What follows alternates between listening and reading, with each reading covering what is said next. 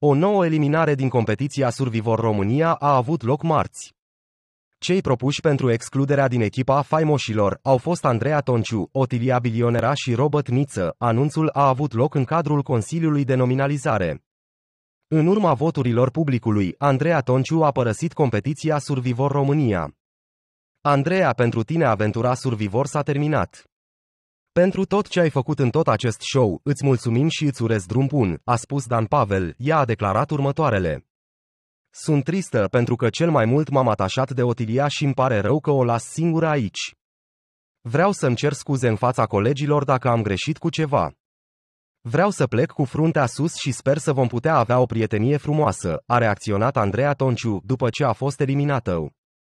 Nu uita să te abonezi pentru mai multe noutăți.